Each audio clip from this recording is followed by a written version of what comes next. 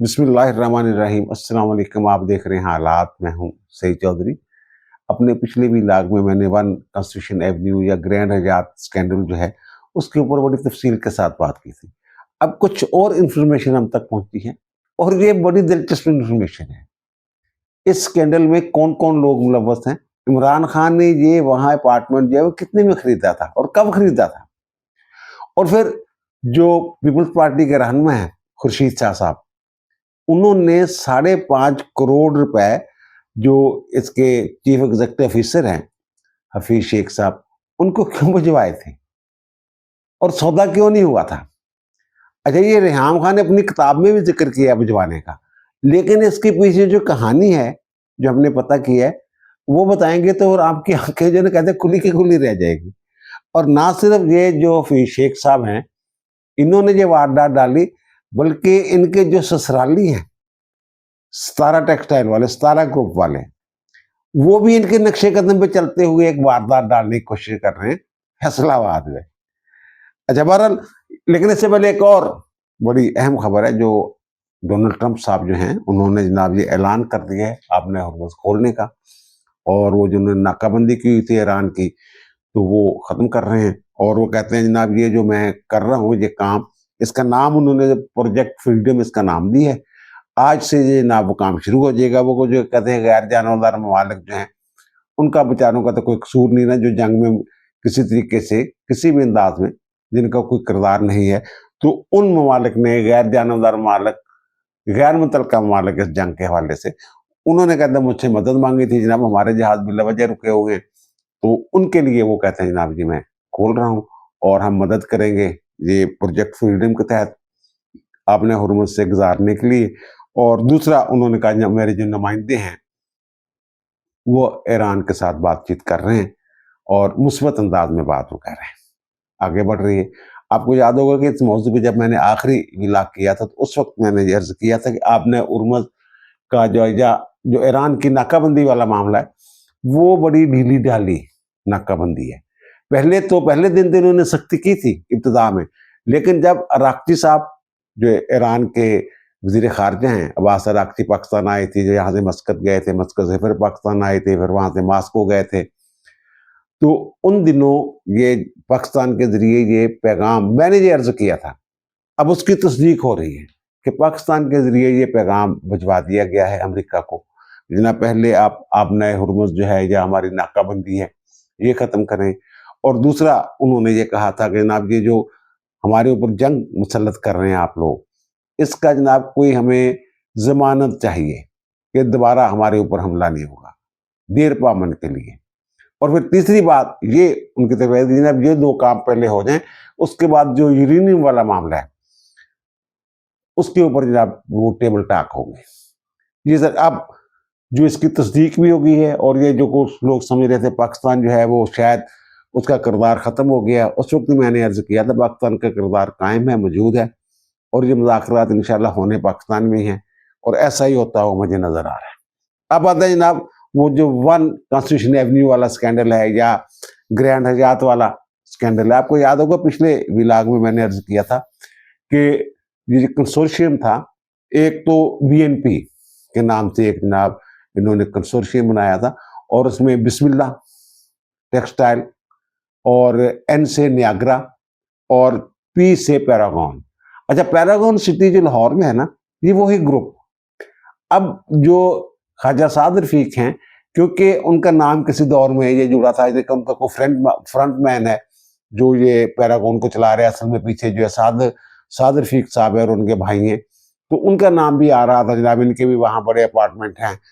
तो वो साद रफीक साहब ने पहले भी इसकी तरदीद की थी, अब फिर एक मरतबा उन्होंने तरदीद की है जब ना मेरे पास इतने पैसे हैं और ना मेरा वहाँ कोई ताल्लुक है बीएनपी के साथ, ये उन्होंने फिर एक मरतबा, और उनकी वजाहत दुरुस्त है। जो मैंने वहाँ चेक किया है, जो मैंने इंफॉर्मेशन कलेक्ट की है, उसके मुताबिक इनका नहीं है। ख्वाजा आसिफ साहब जो हैं उनके उनका अपार्टमेंट जो है वो वहाँ पे उनकी फैमिली का उनका वो है, कुछ और सियासतदान हैं उनके हैं, साहब के जर्नैल हैं, वो मैंने वो लिस्ट जो है एक मरतबा फिर हम आपको स्क्रीन पे दिखा देते हैं, आप इसका स्क्रीनशॉट लेके ना खोल के पढ़ ले, अब मैं किस किस का नाम लूं। भारत तो ये अच्छा, वो मैंने बता भी दिया था, बिस्मिल्लाह टेक्सटाइल का जिक्र कर दिया था। तो वो लेकिन फिर भी लोग जो पूछ रहे हैं कि जनाब ये हफीज शेख साहब जो हैं, जो सीईओ है, चीफ एग्जीक्यूटिव साहब है, ये कौन है? वैसे तो लाल गौरी ने भी इस हवाले से जो कन्फ्यूजन है वो दूर की है, लेकिन मैं आपको थोड़ा सा बता देता हूँ कि ये जनाब एक थे डॉक्टर हफीज पाशा। डॉक्टर हफीज पाशा साहब की तस्वीर आप स्क्रीन पे देख रहे हैं इस वक्त। तो ये इकोनॉमिस्ट हैं, ये भी फिनांस मिनिस्टर रह चुके हैं पाकिस्तान के, और पंजाब की जो वजीर खजाना रही हुई हैं आयशा गोस पाशा, उनके ये शोहर हैं। एक तो ये, दूसरे अब्दुल हफीज शेख साहब हैं। अब्दुल हफीज शेख साहब जो हैं ये मुख्तलिफ अदवार में पाकिस्तान के वजीर खजाना जो हैं वो रह चुके हुए हैं। ये जो ग्रैंड हयात या 1 कॉन्स्टिट्यूशन एवेन्यू वाले साहब है ना, अब्दुल हफीज शेख, अच्छा कागजों में उनका नाम अब्दुल हफीज शेख ही है, लेकिन वो अजीब बात है कि वो शेख भी है पाशा भी है। वो अब्दुल हफीज शेख पाशा, हफीज शेख पाशा के नाम से वो पहचाने जाते हैं मुख्तलिफ हलकों में, उनका बड़ा नाम है जी। अब जो इन्होंने वो वारदात डाली थी वो मैंने आपके सामने रख दी थी कि जनाब कैसे इन्होंने 2005 में वो उसका वो लीज पे लिया, नाना लीज पे, और 15% जो है वो पेमेंट कर दी थी। 4.5 अरब या 4 अरब कोई 88 करोड़ के राउंड अबाउट जो है, 80 करोड़ के राउंड अबाउट जो है वो टोटल जो है वो मालियत तय पाई थी, और 15% इन्होंने अदा किया। बाकी जो है ये 15%, बाकी जो है ना 15 अकसात में इन्होंने अदा करना था, और वहां होटल बनाना था। अब पता ये चला है कि जनाब जो बोली थी ना वो तो दी थी जो कंसोर्शियम था बीएनपी ने, लेकिन जो हफीज शेख या हफीज पाशा साहब हैं, इनकी जो बिस्मिल्लाह टेक्सटाइल वाले, इनकी एक और ना खानदान की एक फर्म थी, उसका नाम था एलीट होम फैशन डिजाइन। उसका नाम इन्होंने तब्दील किया, और उसका नाम तब्दील करके ना मैसर्स बीएनपी रख दिया प्राइवेट लिमिटेड, और उसके नाम पे जनाब इन्होंने वो लीज डीड बनवा ली। जी लीज डीड ऐसे कैसे बन गई? इन्होंने तो बोली नहीं दी थी। फिर इन्होंने उसको रजिस्टर करवाने की, वो लीज डीड जो है वो रजिस्टर करवाने की कोशिश की, लेकिन जो ज़ाहिर है वो जो रजिस्ट्रार थे उन्होंने जनाब इसको, क्योंकि डॉक्यूमेंट गलत थे, पूरे नहीं थे, उन्होंने रजिस्टर करने से इनकार कर दिया। तो फिर जनाब जो रेंट कंट्रोलर है ना, सिविल जज इस्लामाबाद के मुतलका, तो उनके पास जाकर रजिस्टर करवा लिया इसको।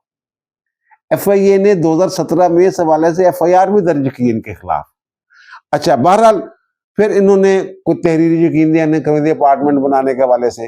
वो ड्रामा तो इन्होंने ये किया ना कि होटल की बुनियादें शनियादें रख ली, बाद में फिर जनाब सिविल एविएशन वालों ने जनाब उसके ऊपर ऑब्जेक्शन कर दिया कि जनाब पता 66 मंजिला नहीं बन सकता। वो मैंने अपने पिछले वीलाग में, ये सर्टिफिकेट भी बस ऐसे ही आते जाते रहते हैं।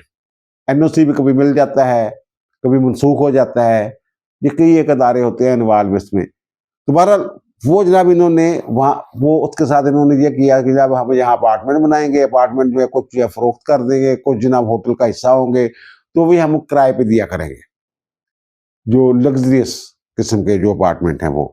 तो बहरहाल फिर इन्होंने तहरीरी यकीनदहानी भी करवाई कि जनाब नहीं नहीं, ये अपार्टमेंट होटल का हिस्सा होंगे, हम फरोख्त नहीं करेंगे, लेकिन कर दिए फरोख्त गैर कानूनी तौर पर, मुबैना तौर पर। और उस वक्त जो सीडीए कैपिटल डेवलपमेंट अथॉरिटी के चेयरमैन थे वो कौन थे? उनके ऊपर मुकदमा भी दर्ज हुआ, एफआईए ने मुकदमा दर्ज किया इसी वाक्य से मुतल्लिक। वो थे कामरान लशारी साहब। और फिर जनाब जो मेंबर प्लानिंग थे ब्रिगेडियर रिटायर्ड नुसरत साहब, और फिर साबिक मेंबर फिनांस कामरान क्रैशी, साबिक मेंबर एडमिन शौकत मोहम्मद, और साबिक मेंबर इंजीनियरिंग मेन काका खेल, और फिर कोई लीगल एडवाइजर थे राय नवाज खरल साहब, और फिर साबिक डायरेक्टर थे स्टेट हबीबर रहमान गिलानी, साबिक director MO doctor Faisal Awan वगैरह वगैरह। इनके खिलाफ मुकदमा दर्ज करने से बड़ी इंक्वायरी हुई थी ना, उससे ये भी पता चला कि जनाब वहां तो जनाब रिकॉर्ड ही गायब है, बहुत सारा रिकॉर्ड गायब है। और फिर ज़ाहिर इन्होंने कुछ बैंक गारंटियां देनी थी, जो तय हुआ था उसके मुताबिक बैंक गारंटी के बगैर इतना बड़ा प्रोजेक्ट कैसे दे सकते हो। तो वो जो एडिशनल लीगल एडवाइजर थे वो खरल साहब जिनका मैंने अभी बताया, तो वो साहब जनाब उन्होंने वो भी बैंक गारंटियों वाला मामला जो है वो भी गोलमोल कर दिया ये वहां। और अब वहां पे बहुत सारे लोग जो हैं, बड़े बड़े लोग हैं, उनके जनाब वहाँ फ्लैट्स हैं या अपार्टमेंट्स हैं। तो ये मैंने पहले भी अर्ज़ किया था कि जनाब ये जो हफ़ीज़ शेख साहब, हफ़ीज़ पाशा साहब हैं, ये तो यही सोच के बैठे हुए थे ना कि जनाब ये इतने बड़े-बड़े लोग हैं, तो ज़ाहिर है उनके भी मफ़ादात वाबस्ता हो गए हैं इस मामले से। तो वो सारे मिला के जो है, जो बहती गंगा में हाथ वो धो रहे हैं। तो इनने सस्ते-सस्ते भी मामलात किए हुए ना। अब सारा आलम साहब जो हैं वो सारा, क्योंकि उनका अपना अपार्टमेंट है वहाँ पे, वो सारा मुद्दा डाल रहे हैं जनाब इनके ऊपर, जो वज़ीर दाखिला है हमारे मोहसिन नकवी के ऊपर। जनाब इसने रेंजर्स का गलत इस्तेमाल किया, ये किया, वो किया, फैज़ हमीद बनने की कोशिश ना की जाए वगैरह-वगैरह। वो अपने पिछले व्लॉग में मैंने ज़िक्र किया था, अर्ज़ किया था कि जनाब फ़ौज का क्या किरदार हो सकता है, नहीं हो सकता। मैंने कहा जनाब इस मामले में फ़ौज का कोई किरदार नहीं। रात के 12-1 बजे रेंजर्स वापस बुला ली गई थी। फिर वज़ीर-ए-आज़म का इसके ऊपर एक कमेटी बनाना और फिर उस कमेटी का सरबराह आज़मगीर तारड़ को बनाना। वो सारी चीज़ें अपने पिछले व्लॉग में मैं अर्ज़ कर चुका हूँ कि क्या होने वाला है। बहरहाल ये जो है ना पाशा साहब, हफ़ीज़ पाशा साहब, इन्होंने तो यही सोचा हुआ था, बड़े-बड़े लोग हैं, और ये जो 5 साढ़े 5 करोड़ उनकी बात है खुर्शीद साहब वाली, वो भी मैं आपके सामने रखता हूँ। ये रेहाम खान ने अपनी किताब में ये लिखा है। अच्छा, आपको ये याद होगा कि बहरहाल इनकी जो है ना जनवरी 2015 में मंज़र-ए-आम पे आई थी शादी, लेकिन रेहाम खान ने ये कहा हुआ कि मेरी शादी हुई थी 31 अक्टूबर 2014 को, इमरान खान के साथ निकाह हुआ था मेरा। और फिर बहरहाल कुछ माह चली थी शादी उनकी, और ये अक्टूबर यानी 1 साल कह लें, मंज़र-ए-आम पे आने के बाद 10 माह कह लें, अक्टूबर जो है 2015 में इनके दरमियान तलाक हो गई थी, इमरान खान ने तलाक दे दी थी। तो अब अपनी किताब में ये लिखती हैं, ये जो पाशा है ना हफ़ीज़ शेख, वो कहती है कि ये इमरान खान के बड़ा ही करीब था, और उसकी बीवी जो है वो सितारा मिल्स वालों की वो बेटी है। तो सितारा मिल्स वाले क्या अब कर रहे हैं, वो भी आगे जाके मैं बताता हूँ आपको। तो वो कहते हैं वो एक सादा-लो खातून है, वो इस हफ़ीज़ पाशा की तरह नहीं है। वो कहते हैं जनाब शादी के आगाज़ पे ना, मुझे जब शादी हुई है मेरी और इमरान खान की, तो इमरान ने मुझे कहा कि जनाब जो मैं ना जुल्फ़ी बुखारी के साथ मिलकर ना अपनी जो ज़मीन उन्हें बेच के ना, वो जनाब मैं फ़रोख्त करके ना कहीं पैसा लगाऊँगा। और लगा ये मुझे कि जनाब वो कहना चाह रहा है कि जनाब नया ख़ानदान ज़ाहिर है, अब नई शादी हो गई है, तो इनको माली इस्तेहकाम जो है फ़राहम करने के लिए मैं ये सारा करना चाह रहा हूँ। ये वो रेहाम खान की किताब में लिखा हो। वो कहती है एक दिन इसने मुझे बड़े पुरजोश अंदाज में इमरान खान ने बताया कि जब डिप्लोमेटिक एन्क्लेव में जो मेरा एक अपार्टमेंट है वो मैंने बेच दिया है, और ग्रैंड हयात टावर जो है वहाँ पाशा से मैंने एक अपार्टमेंट खरीद लिया है, ये वो लग्जरियस। तो कहे मुझे उसने कहा कि तू भी खरीद ले। रेहाम खान लिखती है मुझे तो साथे बनाने का ज़्यादा शौक नहीं है। तो बहरहाल वो कहती है ना अक्टूबर में वो मैंने सोचा कि अपने भतीजे के लिए ये वहाँ एक अपार्टमेंट खरीद लूँ। तो मैंने, वो कहते हैं कि इमरान खान की मौजूदगी में पाशा से ये पूछा कि क्या जितने में इमरान खान को तुमने फ्लैट दिया है या अपार्टमेंट दिया है, इतने में मेरे भतीजे के लिए मिल जाएगा? इमरान खान को कितने में मिला था? 1 करोड़ रुपए में, 1 करोड़ में। तो उसने, वो कहती है पाशा ने हँसते हुए ये कहा कि नहीं भाभी, ये 1 करोड़ तो सिर्फ़ इमरान भाई के लिए था। तो खुर्शीद शाह ने, जो पब्लिक अकाउंट्स कमेटी के चेयरमैन रहे हैं, वो ही पीपल्स पार्टी वाले, मुझे 5.5 करोड़ रुपए नकद भेजे हैं, लेकिन मैंने इनकार कर दिया कि नहीं। वो कहते हैं कि 5वीं मंजिल पे जो फ्लैट है ना, वो 11.5 करोड़ से ऊपर जा रहा है। तो फिर इमरान खान को 1 करोड़ में क्यों दे दिया? ऐसी क्या यारी दोस्ती? वो भाई मेरे, क्योंकि ये सब इल्लीगल था, वो बड़े-बड़े लोगों के साथ तल्लुकात चाहता था। और ये वाक़या कब का है? ज़ाहिर है, जो अगर अक्टूबर 2019 में रेहाम खान का निकाह हुआ है, अगर से जनवरी में इन्होंने उसका ऐलान किया और अक्टूबर 2015 में तलाक होगी, इस 1 साल के दौरान ही ये फ्लैट खरीदा गया ना। और 2014 के धरनों के बाद तो जनाब ये हर बंदे की ज़ुबान पे ये बात थी जनाब, उन्होंने हाथ रख लिया अगला वज़ीर-ए-आज़म इमरान खान होंगे। बाई हुक और बाई क्रुक, हर जायज़-नाजायज़ तरीके से जनाब उन्होंने वज़ीर-ए-आज़म बनाना ही बनाना है इसको, इमरान खान को, और 2018 में उन्होंने कर दिखाया। इसलिए पाशा साहब जो है वो इमरान खान को उन्होंने वो 1 करोड़ में, वो यानी कि 10-11 करोड़, आप उसको क्या कहेंगे? ये भी एक करप्शन की शक्ल ही होती है ना, कि जनाब 12 करोड़ की चीज आप 1 करोड़ में दे दें उस बंदे को, ये क्या है? उस बंदे को नहीं पता वहां जनाब क्या रेट चल रहा है। और फिर खर्शीद शाह साहब ने 5.5 करोड़ क्यों भिजवाए? ये नूर आलम साहब जो थे उन्होंने ये इशू उठाया था पब्लिक अकाउंट्स कमेटी में कि जनाब ये गड़बड़ हो रही है, यहाँ ये अदायगी नहीं कर रहा, यहाँ होटल बनना था, अपार्टमेंट करके बेची जा रहा है ये बंदा, जरा पूछे ना सीडीए वालों से। अब वो सीडीए के जो लोग थे वो मैंने नाम भी बता दिए, इससे ज्यादा लोग भी मुलव्वस हो सकते हैं, कुछ और ताकतें भी मुलव्वस हो सकती हैं। तो वो एक साहब हैं, ये अब मैं ये कह लें कि हार्सस माउथ से सुनिए बात आपके साथ शेयर कर रहा हूं। तो उन्होंने ये कहा, ये जो साहब है पाशा साहब, इनसे भी, और फिर ये पर इनसे उन्होंने ये कहा कि जनाब ऐसा करें कि मैं शाह साहब से कहता हूं कि जनाब ये आप ना इनको 2 अरब रुपया ना जुर्माना कर दें और सारा मामला लीगलाइज हो जाएगा। 2 अरब रुपए ज्यादा भरना पड़ जाएंगे आपको, जुर्माना पड़ जाएगा, तेरा काम तो सीधा पतरा हो जाएगा ना। तो ज़ाहिर है अगर उन्होंने पाशा से ये बात की थी तो फिर खर्शीद शाह साहब से ही बात की होगी उन्होंने, की होगी। चलो मैं वैसे एहतियातन बात कर रहा हूं। तो ज़ाहिर है खर्शीद शाह साहब ने कहा होगा कि ठीक है जनाब मैं भी वहां एक अपार्टमेंट खरीद लेता हूं।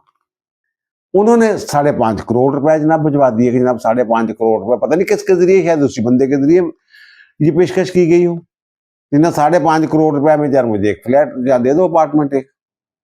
तो वो जो पाशा था उसकी कुछ गलत फहमियां थी, वो समझ रहा था कि मैं सुप्रीम कोर्ट को मैनेज कर लूंगा, वो सुप्रीम कोर्ट में चला गया पाशा जो है। वहां पे 17.5 यानी कि 17.5 अरब रुपया उन्होंने कहा जनाब ये बनता है आपका जमा तफरीक करके। वो साकम सार, इजाजुल लहसन और फैसल अरब ने, बेंच ने वो ये फैसला दिया था। तो खर्शीद साहब वाला ये मामला था कि किसी ने कहा था जनाब आप इनको ना कमेटी को जनाब इसको 2 अरब रुपया जुर्माना करें, अल्लाह अल्लाह खैर सल्ला। अच्छा ये यहाँ का तो याद आया कि जमाइमा गोल्ड स्मिथ जो हैं वो सुना है जनाब शादी करने वाली है, दूसरी शादी करने वाली है। वैसे तो 1995 में इनकी शादी हुई थी, हाँ, फिर 2 बच्चे हुए और 2004 में इनकी अलहदगी हो गई थी। तो अलहदगी के बाद जनाब उनके 1-2 स्कैंडल सामने आए थे। एक तो वो कॉमेडियन था, क्या नाम था उसका, रसल ब्रांड, और दूसरे जनाब जो ह्यू ग्रांट था, उनके साथ तस्वीरें भी आपने देखी होंगी, बड़ी बोल्ड किस्म की तस्वीरें थी। अब जनाब ये कर रही हैं कैमरॉन और एले से, और ये साहब जो 62 साल इनकी उम्र है, ये भी फिल्मों से वाबस्ता है, बड़े सरमायाकार हैं, बड़ा पैसा है इनके पास, अरबपति हैं, फ्रांसर हैं। और जनाब इनकी वो जो को ना ये जमाइमा गोल्ड स्मिथ जो ये भी फिल्में बनाती हैं। तो वो जनाब इनका आपस में कोई तल्लक हुआ और 12 माह से कभी वो जनाब उनके पास जाकर रहती हैं, कभी वो उनके पास आकर रहते हैं। अब उन्होंने ये सोच लिया है कि जनाब हमने आपस में शादी कर लेनी है, मंगनी हो गई है जनाब उनकी। अच्छा ये अब इमरान खान साहब तो किसी दौर में ये कहा करते थे, आपको याद होगा, जब ये इनकी शादी हुई है जमाइमा गोल्ड स्मिथ के साथ, इमरान खान ने तो कई मरतबा ये बात की है कि जनाब एक लड़की को मैंने मुसलमान किया, उनके साथ फिर मैंने शादी की। लेकिन ये जो लोग हैं, अच्छा ये भी अपनी अलहदगी भी इनके ऊपर डाल रहे हैं कि जनाब उसके ऊपर एक केस बना दिया, फिर जनाब वो अंटीक किस्म की जो है वो टाइलें जो है वो स्मगल कर रही थी, स्मगलिंग का केस बना दिया, उसको तंग किया, उसको जनाब यूदन कहा, हालांकि उसने इस्लाम कबूल कर लिया हुआ था। तो फिर जनाब वो हमारी अलहदगी हो गई, ये खान वो तंग आ गई जनाब, खान साहब ये कह रहे हैं। अच्छा अब आपको याद होगा कि उन दिनों में ना इसका नाम जो है जमाइमा का, ये भी तब्दील करने का ऐलान हुआ था कि इसका नाम बदल रहे हैं जनाब, इस्लामी नाम रख रहे हैं, और शायद हाइका इस तरह का नाम था, हाइका नाम रखा जा रहा है ये वो। अच्छा फिर ये जो हमारे बीच में ये उलमाए सू हैं, उन्होंने फतवे दिए, क्योंकि जमाइमा मान नहीं रही थी कि नहीं नहीं नहीं मैंने नाम नहीं चेंज करना। तो फिर जनाब ये फतवे आए कि जनाब उन्होंने एक वो कहा जनाब एक सहाबिया का नाम है जमीमा, तो ये वही है, इसका मतलब वही है। इस तरह की बातें शातें करके ना उनका नहीं जी नाम यही रहेगा, ये इस्लामी नाम ही है। अब वो किधर गया, जमाइमा से कई मरतबा उनके सोशल मीडिया अकाउंट जो है एक्स पे लोगों ने पूछा है क्या मुसलमान, उन्होंने कभी नहीं कहा, गोलमोल सा जवाब दिया। ये यानी उनके मुंह से कभी किसी ने नहीं सुना कि मैंने इस्लाम कबूल कर लिया। इमरान खान ने बहरहाल कई मरतबा क्या आया, लेकिन अब ये जो उनकी मंगनी हुई और शादी हुई होने वाली है, ज़ाहिर है मंगनी के बाद शादी होनी है, उन्होंने कहा जनाब हम शादी करने वाले हैं, तो ये कौन से जनाब किसी दर्स के मोहतम है? ये कौन है? अच्छा बहरहाल ये जो है ना, ये जो साहब है, हफीज शेख साहब की मैं बात कर रहा था, इन्होंने जो वहाँ जे है सतारा टेक्सटाइल मिल्स वाले, जो सतारा ग्रुप जो है ना, उनके ये दामाद है, ये साहब जो है। तो ये साहब जो अब जो सतारा वाले हैं ना, उनकी मिलने मुलने तो पता नहीं कहाँ गए, टेक्सटाइल मिल वगैरह ये वो भी डेवलपर्स बन गए हुए हैं। उन्होंने जनाब ये फैसलाबाद में ना एक सतारा डेवलपर्स के नाम से हाउसिंग सोसाइटी है ना, ये उन्होंने वहाँ ये जनाब ऐलान किया, इश्तिहार किया, वो दिए। अब वो जो है ना, वो एक तरफ जो गांव है ना शेखुपुरा रोड के ऊपर, वहां एक तरफ जो सड़क है, छोटी सड़क है, छोटी सी, तो उसके ऊपर जनाब एक तरफ उन्होंने गांव से ना जमीनें खरीद ली हुई है वैसे, तो वहां जनाब इन्होंने ये डेवलपर्स जो है सतारा डेवलपर्स के नाम से। दूसरी तरफ जो वो एक गांव है गटवाला, चक नंबर 199 रेबे रखवराज, वो वहां जनाब। अच्छा अब क्योंकि कोई सड़क, मेन सड़क, खुली सड़क, बड़ी सड़क जा नहीं रही थी वहां पे, इन्होंने क्या किया, इन्होंने ये किया कि जनाब जो सरकारी रास्ता था ना, जो दोनों इस जो गटवाला को भी जाता था, वहां इन्होंने एक फ्लाईओवर बना दिया अपने पैसों से, खुद ही बड़ा सारा शेखपुरा रोड से उठाया और वहां तक ले गए जनाब। और वहां जहां वो खत्म होता था, वहां पर जनाब इन्होंने अपने बेचारे ये शो किया कि जनाब बहुत बड़ी जगह, जैसे वो बनाते हैं जो उसका फ्रंट है वो खूबसूरत बनाने के लिए, तो वहां इन्होंने अपने दफातर वगैरह बना लिए जनाब, फिर बुकिंग शुकिंग भी शुरू हो गई, तो सारा कुछ मामला हो गया। अब वहां दरखास्तें देना शुरू कर दी गटवाला वाले जो लोग हैं, जनाब ये तो सरकारी रास्ता है, तो वो ज़ाहिर है इंतजामिया जो है वो इलीगल काम जो है उसको रोकने की कुछ ना कुछ तो करना होता है ना। उन्होंने जनाब इनको नोटिस देना शुरू कर दिया, वो उसको गिराने गिराने की कोशिश की कुछ हिस्से को, तो इन्होंने वहां एक दावा कर दिया तबीले मुख्तस का, मुस्तकिल हक का। तो वहां जो सिविल जज है, उन्होंने जनाब जो है वो नोटिस जारी कर दिए, और सिविल कोर्ट में किया था। ये लोग जो हैं उन्होंने यानी ना स्टेटस को कर दिया कि जनाब इसको ना गिराया जाए, सूरत मौका बहाल रहे, मैं पहले फैसला करूंगा। तो उसको उन्होंने चैलेंज कर दिया, अपील कर दी उसके खिलाफ।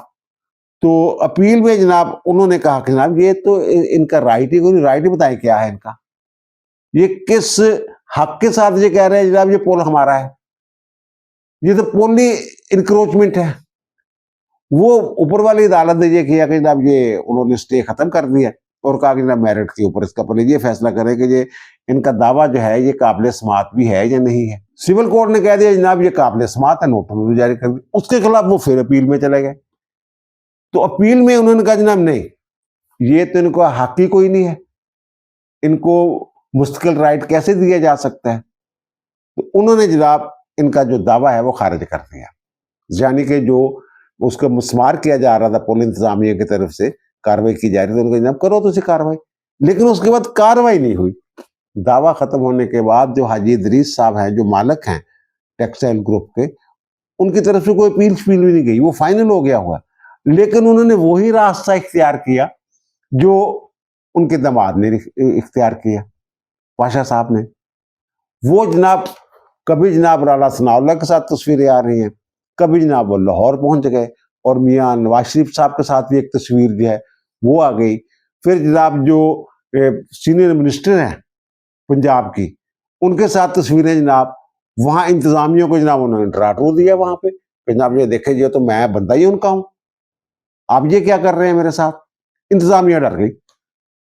जब इंतजामिया ने कोई कार्रवाई नहीं की, तो वही जो गांव वाले लोग हैं कटवाला के, तो वहां से मियाँ अब्दुल बासत उठे हैं और कुछ और लोग उठे हैं, वो लाहौर आए हैं। मियाँ दाऊद एडवोकेट को उन्होंने वकील किया और उन्होंने जनाब यहाँ जो है रिट दरखास्त फाइल कर दी कि जनाब ये तो मुस्मार होना चाहिए, इन्होंने जो बनाया हुआ पुल। तो यहाँ चौधरी मोहम्मद इकबाल जो हैं जज हाई कोर्ट के, उनके पास लगे, उन्होंने नोटिस ले लिया इसका। नोटिस लेने के बाद जनाब वो रिपोर्टें मंगवाई, तो रिपोर्टों में ये बात लिखी हुई है, उसमें यही बात कि जनाब ये तो इंक्रोचमेंट है। और पटवारी से लेके कमिश्नर तक सबने ये कहा हुआ है जनाब, पुलिस को भी ये कहा हुआ है कि कार्रवाई की जाए। इन लोगों के खिलाफ, लेकिन कार्रवाई कर कोई नहीं रहा था, क्योंकि वो तस्वीरें आड़े आ रही थी बीच में।